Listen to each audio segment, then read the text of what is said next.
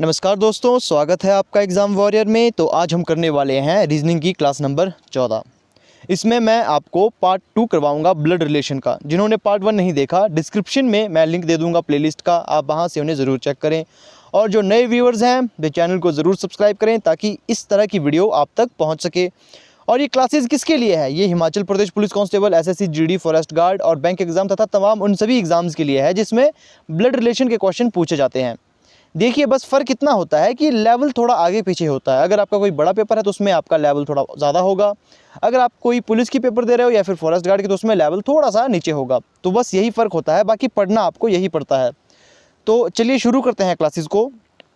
जिन्होंने मेरी कल की वीडियो देखी है वे इस क्वेश्चन को करने में सक्षम है, ये मैं मानकर चलता हूँ, क्योंकि मैंने कल इस तरह के क्वेश्चन आपको करवाए हैं। तो वे वीडियो को पॉज करें, चाहे आंसर गलत आए आपने कमेंट में मुझे बताना है। तो आई होप आपने वीडियो पॉज की होगी। तो क्वेश्चन में यहाँ पर कहा गया है कि एक लड़की की तस्वीर की ओर इशारा करते हुए मोहन ने कहा, इसकी कोई पुत्री या बहन नहीं है। मतलब जो लड़की है उसकी कोई बहन या पुत्री नहीं है, लेकिन इसकी माँ मेरी माँ की इकलौती पुत्री है। देखिए, लड़की की जो माँ है वो मोहन, मतलब कि मेरी माँ का यहाँ मतलब है कि मोहन की माँ की इकलौती पुत्री है, क्योंकि ये बात मोहन कह रहा है।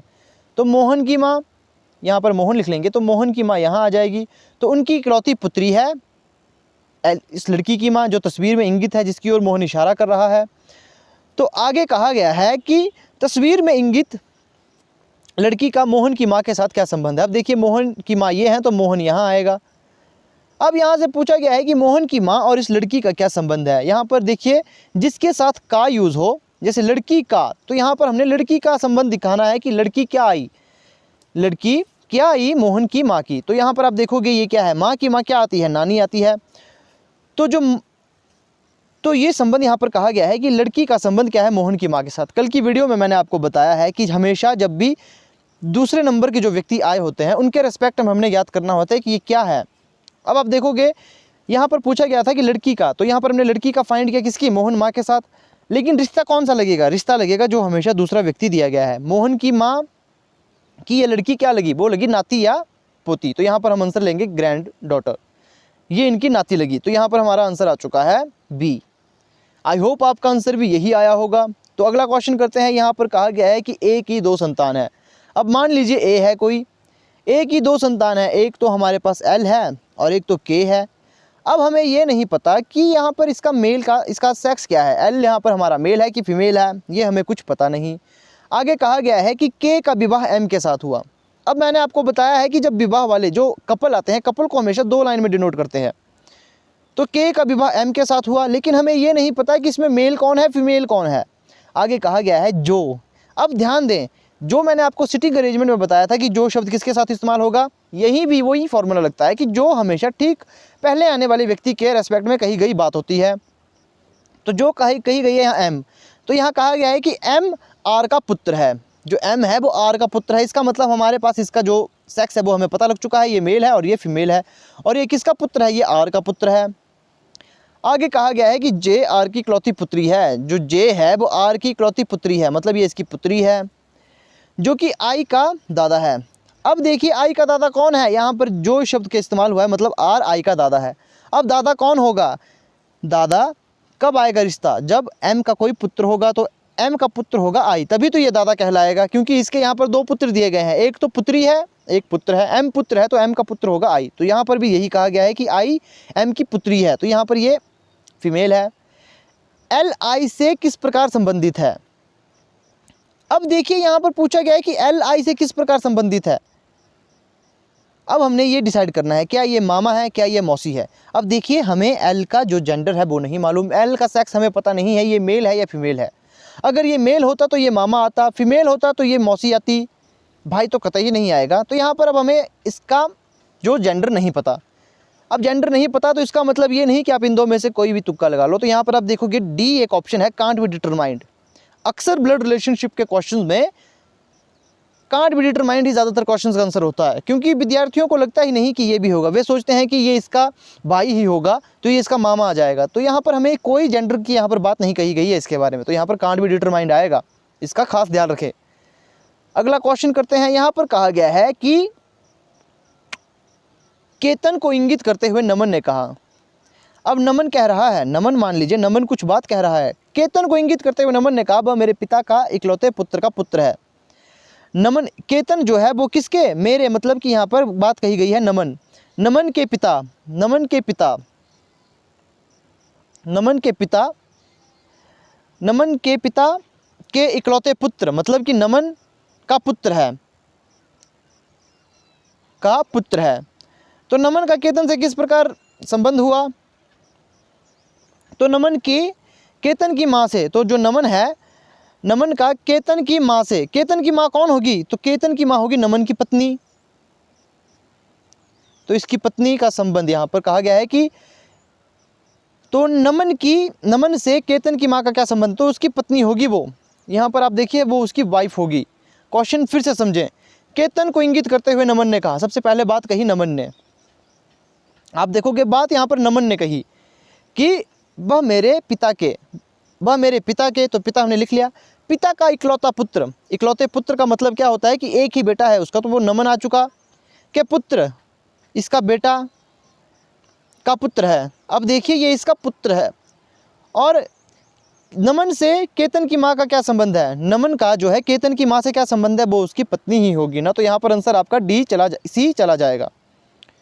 तो अगला यहाँ पर क्वेश्चन देखते हैं, ये काफ़ी आसान क्वेश्चन है, ये मैं उम्मीद करता हूँ कि आप इसे पॉज करेंगे और खुद से करेंगे। अब देखिए क्या है, यहाँ पर कहा गया है कि पी क्यू का पिता है, जो पी है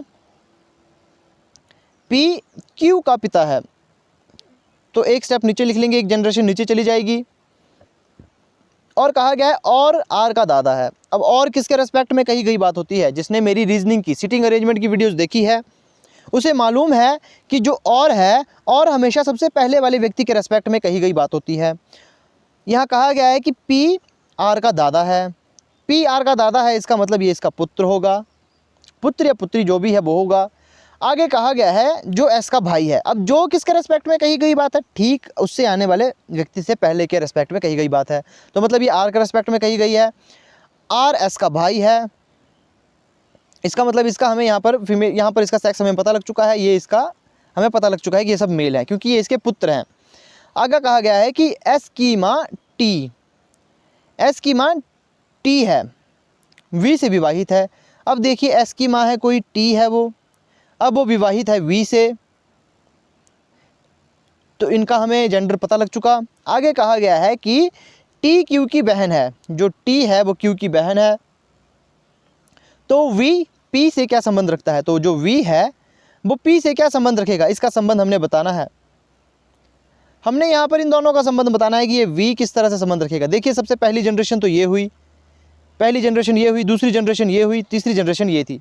अब देखें जो क्यू है, क्यू की बहन टी है, देखिए इसका मतलब ये पी की पुत्री हुई, और वी इसका पति है, तो इसका मतलब ये इसका दामाद आया, तो इसका मतलब हमारा आंसर डी हो जाएगा, सन इन लॉ, दामाद हमारा आंसर हो जाएगा। अगला क्वेश्चन करते हैं, यहाँ पर कहा गया है कि सीता ने मणि से कहा कल तट पर जो लड़की मिली थी वह मेरे दोस्त की मदर के ब्रदर इन लॉ की सबसे छोटी पुत्री है। अब देखें क्वेश्चन कहाँ से शुरू करें, रीता ने मणि से कहा कल तट पर जो लड़की मिली थी वह मेरे दोस्त की, जो लड़की मिली थी मान लीजिए कोई भी लड़की मिली थी वह उसके दोस्त की, तो उसके दोस्त के माँ की, तो दोस्त का माँ एक जनरेशन ऊपर चला जाएंगे, कि brother in law, brother in law कौन होगा, देखिए ब्रदर इन लॉ होगा जो उसका पति होगा, उसका भाई, ब्रदर इन लॉ की सबसे छोटी पुत्री थी, तो सबसे छोटी पुत्री थी, कौन थी उसकी छोटी पुत्री, वो लड़की जिसके बारे में रीता मणि से कह रही है, वो लड़की, रीता के दोस्त से उस लड़की का क्या संबंध है। अब रीता का जो दोस्त है इसका लड़की से क्या संबंध है, तो कज़न है, क्योंकि यहाँ पर आप देखेंगे जो दोस्त है उसकी माँ का पति, उसका भाई, क्योंकि ब्रदर इन लॉ की बात कही गई है, दोस्त के माँ के ब्रदर इन लॉ की बात कही गई है, मतलब पति के जो भाई होंगे उनकी पुत्री क्या आएगी, तो ये इसकी एक जनरेशन के ये व्यक्ति हो गए, तो ये इसकी बहन आएगी। लेकिन देखिए ये सगी बहन नहीं होगी, ये भाई की बहन है, उसके पापा के भाई की बहन है, तो यहाँ पर एक कज़न चली जाएगी, तो हमारा आंसर आ चुका बी। अब बात करते हैं नेक्स्ट टाइप के क्वेश्चंस की। एक और टाइप होता है ब्लड रिलेशन का, इसमें क्या होता है कि सबसे पहले कुछ साइन हमें दिए जाते हैं, फिर इस साइन के अनुसार हमने यहाँ पर क्वेश्चन करना होता है। अब देखेंगे यहाँ पर कहा गया है कि जो जैसे यहाँ पर कहा गया है क्वेश्चन में कि जो भाग है उसका मतलब होता है कि मीन्स, जैसे यहाँ पर कहा गया था कि P भाग Q, means Q is father of P, जो Q है वो फादर होगा P का। गुणे का मतलब है सिस्टर, और जो जमा का मतलब है वो है ब्रदर, माइनस का मतलब है मदर। तो यहाँ पर हमने क्या कहा गया है, क्वेश्चन में क्या पूछा गया है, तो देखेंगे यहाँ पर हम क्वेश्चन में क्या पूछा गया है। यहाँ कहा गया है कि निम्नलिखित में से कौन इस संबंध का घोतक है कि RT का भांजा है, मतलब इनमें से कौन सा ऐसा रिश्ता है जिसमें RT का भांजा आ रहा है। सबसे पहला ऑप्शन हम करेंगे, सबसे पहले ऑप्शन से स्टार्ट करेंगे, R + N, इसका मतलब क्या होगा, यहाँ पर है R + N, इसका मतलब क्या होगा, देखेंगे प्लस का मतलब है P is brother of Q, मतलब कि यहाँ पर कहा गया है कि जो R है वो किसका ब्रदर होगा, वो P का ब्रदर होगा, N का ब्रदर होगा। R जो है वो ब्रदर होगा N का। ब्रदर के लिए स्ट्रेट लाइन यूज़ करनी है, ब्रदर सिस्टर के लिए। आगे कहा गया है कि यहाँ पर N - Q, तो इस माइनस का क्या मतलब होता है, N - Q का मतलब होता है mother. Q is mother of P, इसका मतलब जो Q है वो मदर है N की, तो यहाँ पर हम Q ले लेंगे और इसके लिए हम माइनस का यूज़ करेंगे। अब आगे देखेंगे, यहाँ पर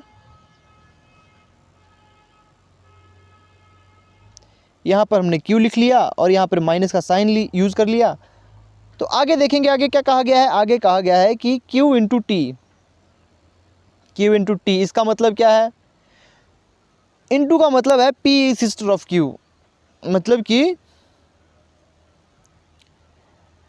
जो Q है वो सिस्टर है T की, Q जो है वो सिस्टर है T की, ये T की बहन है, जो Q है वो T की बहन है, इसका मतलब ये इसका भाई होगा।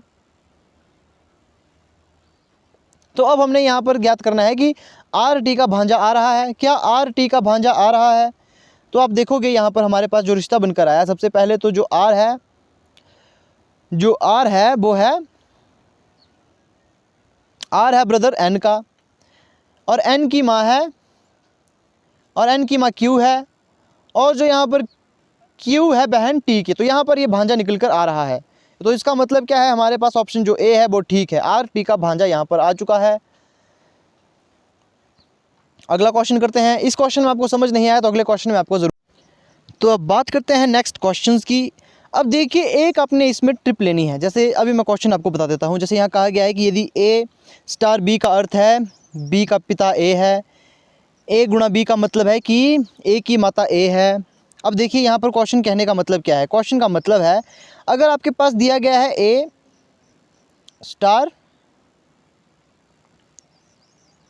* B, इसका क्या मतलब है, इसका मतलब है कि B का पिता A है।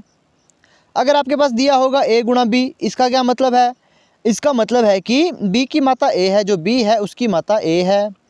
और अगर आपके पास दिया होगा A-B, इसका क्या मतलब है, इसका मतलब है कि जो B है उसका पति A है। तो यहाँ पर अब हम क्वेश्चन शुरू कर लेते हैं। अब देखिए इस क्वेश्चन में क्या कहा गया था, कि इस क्वेश्चन में कहा गया है कि तो निम्नलिखित में से किसका अर्थ है कि Q का पोता P है। तो यहाँ पर कहा गया है किसका अर्थ है Q का पोता यहाँ पर आएगा P है। देखिए यहाँ पर इसके पिताजी आएंगे या इसके पिता के पिता, मतलब 3 जनरेशन हमने नीचे जाना है। तो यहाँ पर बताया गया है कि Q का पोता P है। पोता होता है मेल, ये चीज़ आपको पता होनी चाहिए, मेल है, इसका मतलब जो P है वो मेल होगा। यहाँ पर हमें जो जेंडर है वो बिल्कुल आसानी से बताया गया है, पूरा क्लियर बताया गया है। तो सबसे पहले ऐसे क्वेश्चन को सॉल्व करने का तरीका है कि हम देखेंगे लास्ट में यहाँ पर कि जो जहाँ पर P है, जैसे इसे देखेंगे हम लास्ट में P है तो इसका जेंडर यहाँ पर क्या दिया है, इसका जेंडर मेल होना चाहिए। तो यहाँ पर कहा गया है कि P, इसका क्या मतलब है, इसका मतलब है कि जो P है वो पिता है A का। इसका मतलब कहा गया है कि जो जैसे यहाँ पर कहा गया था कि A * B, इसका मतलब था कि B का पिता A है, तो इसका मतलब भी होगा जो P का पिता है वो S होगा, P का जो पिता होगा वो S होगा। लेकिन जेंडर की बात यहाँ कही नहीं गई, यहाँ पर बताया ही नहीं है, यहाँ पर कोई क्लू ही नहीं दिया गया है ये पुत्री है या पुत्र है। तो इसका मतलब आपने ये पॉसिबिलिटी नहीं माननी। क्यों नहीं माननी, मैंने आपको बता दिया कि यहाँ पर साफ साफ कहा गया है कि पी पोता है, लेकिन यहाँ पर तो जेंडर ही नहीं बताया गया है कि इसका जेंडर क्या है। तो हम नेक्स्ट ऑप्शन में देखेंगे। अब नेक्स्ट ऑप्शन में देखेंगे तो यहाँ पर सबसे पहले इस पूरे क्वेश्चन को करते हैं। तो यहाँ पर कहा गया है कि जहाँ जहाँ पर पी अंत में दिया गया है वहाँ आप इस ट्रिक को लगा सकते हो। अब जैसे यहाँ पर हम बी को करेंगे, क्योंकि बी में लास्ट में पी नहीं दिया गया है तो इसे एक बार पूरा ही करना पड़ेगा। तो सबसे पहले यहाँ हम देखेंगे, यहाँ कहा गया है कि जो क्यू है, क्यू स्टार एन, इसका मतलब है जो एन है उसका पिता कौन है, उसका पिता क्यू है, क्यू है उसका पुत्र है एन। तो आगे कहा गया एन इंटू पी, इसका क्या मतलब है, गुणे का क्या मतलब है कि का अर्थ है पी की माता ए है, इसका मतलब ये इसकी मदर आ जाएगी। तो जो पी है उसकी माता है ये एन, तो अब कहा गया है ये इसकी माता है। तो अब कहा गया है पी हैश आर, इसका मतलब है बी का पति पी है, मतलब जो आर है उसका पति कौन है, उसका पति पी है। इसका मतलब ये यहाँ पर फीमेल है और ये मेल है, क्योंकि ये इसका पति है, पी पति है इसका। यहाँ पर कहा गया है, देखिए साफ साफ ए गुणा बी का मतलब क्या होता है, यहाँ पर क्या दिया गया, यहाँ पर दिया गया है पी, माफ़ कीजिएगा, ए हैश बी का क्या मतलब होता है, वही हम निकालेंगे पी हैश आर का। इसका मतलब था कि बी का पति ए है, तो इसका मतलब यहाँ भी होगा कि आर का पति पी है। तो यहाँ पर हमें इसका जेंडर फिक्स मतलब हो चुका है कि यहाँ पर हमें इसका जेंडर पता लग चुका है, ये मेल है। तो इसका मतलब ये मेल है और यहाँ पर देखिए ये पोता आ रहा है, तो ये इस कंडीशन को फुलफ़िल कर रहा है, तो ये इस कंडीशन को फुलफ़िल करेगा, तो ये हमारा आंसर हो चुका। तो इस तरह से आप इन क्वेश्चन को कर सकते हो। जैसे जैसे आप प्रैक्टिस करोगे वैसे वैसे आपको ये क्वेश्चन आसान लगेंगे, वैसे वैसे इनमें कम समय लगेगा। जब तक आप प्रैक्टिस नहीं करोगे ये काफ़ी समय लेंगे।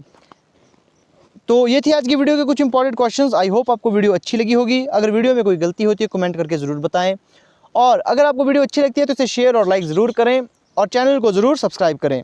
तो मिलते हैं नेक्स्ट वीडियो में।